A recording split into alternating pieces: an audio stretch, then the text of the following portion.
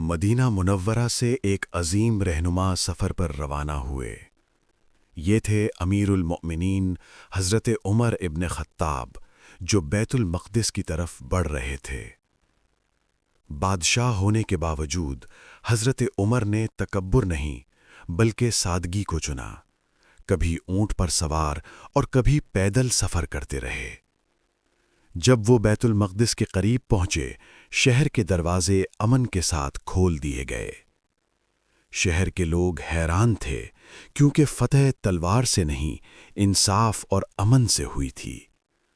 حضرت عمر نے عہد کیا کہ بیت المقدس کے تمام لوگوں کو دین اور جان کی مکمل حفاظت دی جائے گی۔ مسجد اقصیٰ پہنچ کر حضرت عمر نے خود اپنے ہاتھوں سے مقام کو صاف کیا، پھر اللہ کے حضور سجدہ شکر ادا کیا۔